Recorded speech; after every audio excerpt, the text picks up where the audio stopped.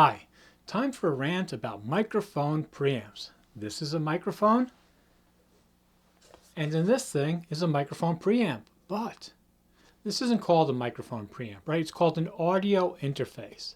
So there are two parts of an audio interface, the microphone preamp and the ADC, the analog to digital converter.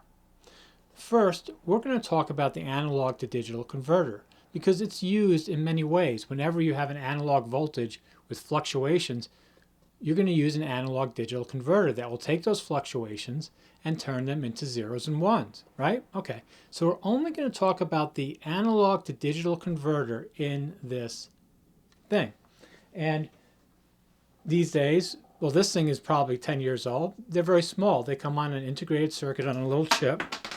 And, excuse me.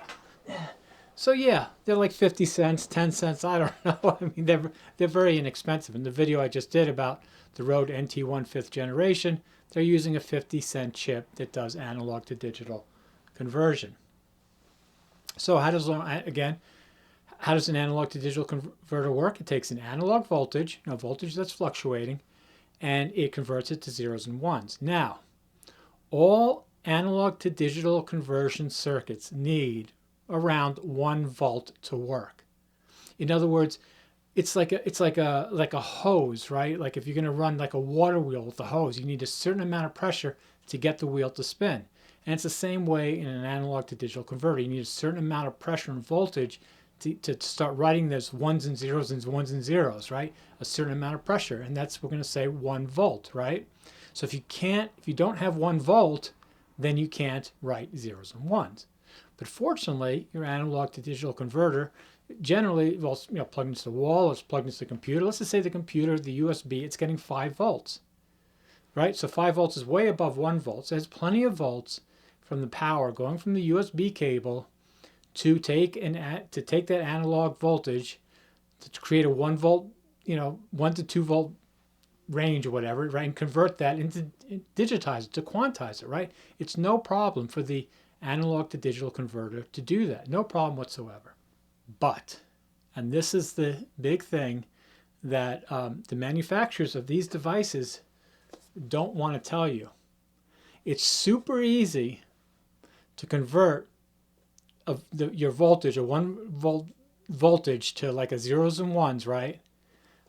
But it is not easy to bring up the voltages from a microphone to that 1 volt range. So remember, you have the ADC on one side, I should put it like this, right? The ADC on one side, and you have the mic on the other. The mic is producing about 100, like this mic right here, the dynamic mic is probably producing around 200 to 500 microvolts as I speak, right? 5,000 times less than that. It's like, as far as the preamp is concerned, as if I put this mic 3 football fields away from me, right? And now I'm speaking, and I want to amplify my voice so it sounds like I'm talking right here. I mean, that's the distance is tremendous. It's so tremendous that you can't even do it with 1 transistor, right? So transistor, just like the vacuum tubes before it, the triode tubes before it, I mean, they're basically an amplifier. There's no 1 transistor that can take the voltage from the mic and put it into 1 volts completely accurately, and then you can digitize it. You need 2 transistors. They need to pull all kinds of tricks. It is super, super difficult to get the low voltages from a microphone up into that 1 volt range. Super difficult. But of course, you sell what you can do easily. You don't sell what you can do that's difficult. And that's the thing that just drives me crazy. So, talking about, 32-bit fixes, clipping, you don't need the gain knob, all this kind of stuff. That is just so dead wrong. And it's not that I care that it's wrong. I'm not like here to say, oh, you're bad and you're wrong and I'm right and this and that. That's not what irritates me. What irritates me is that I want to take what I've learned and I want to pass it on, just like other audio engineers want to pass it on. But we have a culture of young people who just can't think for themselves. I mean, it's not true. I mean, it's always been this way. So like take the movie Spinal Tap, right? Where he goes in and and the guy says, "Oh, what do you think of your amp?" He goes, "I love it, but it now goes up to 11." He wrote 11 on the amp. So even when I was a kid, you had people selling hi-fi equipment and musical equipment making these outlandish claims. So there's nothing new here. I don't mean to say it's like you're young or anything like that, but this is always a problem in society where you're taking some technology, you're making it into sort of a religion, and you're divorcing it from the physics that are behind it. And then when people use it, they get bad results, or they can't really get good results because they don't understand how it works.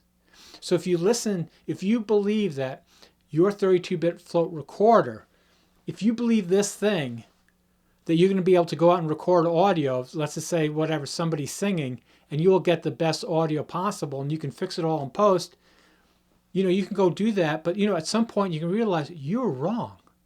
If you really wanted to get the best audio of somebody singing, you would really sweat the details on what mic you're using and what gain you're using. Right? How much amplification you're setting your preamp for. That's where all your time would be focused, not the digitization. Again, once it's at 1 volt, this thing can do it till the cows come home. And I bet you this thing isn't any worse. The whole ADC component is nothing.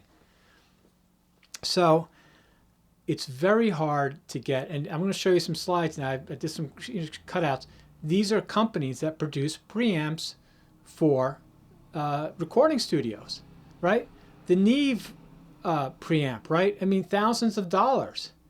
To buy a used one, like a vintage one, it's like $20,000. Like, it's incredible. There are all these companies that you should realize if you're a young person or just somebody new to this.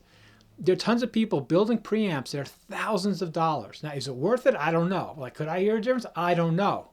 But some people can hear the difference. I don't think people go out and spend $5,000 for nothing. There's something there. That's where all the quality comes from. In fact, that's the first thing I really learned about microphones. I did all kinds of tests. I tried all kinds of VSTs, all kinds of ways of changing the audio to get my voice to sound like it would sound just from like a raw, let's say SM7B going straight into my thing. I tried for hours and days and months. I could never get it to work. Then one day I accepted a very simple thing, which you should. The microphone is everything. That's the start. That's like a ton of it. If you want a certain sound, you have to get the right microphone. You can't get another microphone to sound like, yeah, you can, I guess. You could trick somebody. But if you get a certain sound from a certain mic, then generally, that's the only mic that can do it for you. Sorry. That's why there are 1,000 microphones on B&H, because people who are really into it know that. You want a certain sound, you buy the one out of 1,000 mics they have there that will give you that sound. Then once you get that sound, then the preamp. What preamp are you going to use with it, right? Each preamp will be different. So even though now you may like the sound from the $5,000 preamp, and that's what you have to have, and you go buy it. But who knows? You might say, you know what? The sound coming out of this, even though I know this preamp isn't great and it's actually distorting it, I like it. So you use that, right? That's what you would use. So again, this rant is about, I just get tired of people saying that pass on this marketing nonsense that like you have a microphone voltage that comes out of your microphone and you can go to 2 ADCs. You can't, because it's just too low of a signal. So you're starting at 100 millivolts or whatever, right? Or 1 millivolt or 100 microvolts, whatever. You're starting. You go into that first amplifier, that first transistor that boosts it by 100 times, right? Like you still don't have a voltage ready to go to your ADC. And you're saying you can take this voltage that's still basically just right out of the womb, right? And you're going to put it into another piece of electronics that, again, can't deal with small voltages, that's going to look at it and say, you go to this ADC or you go to that ADC. No, you can't. The voltage is too small.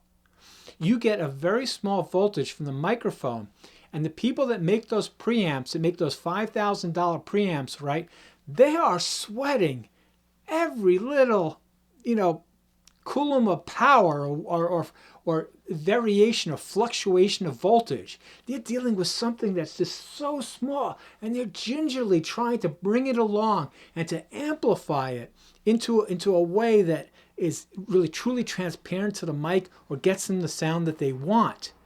They can't anywhere in that process basically take it and start analyzing it, because then you lose it. It's like Heisenberg's law.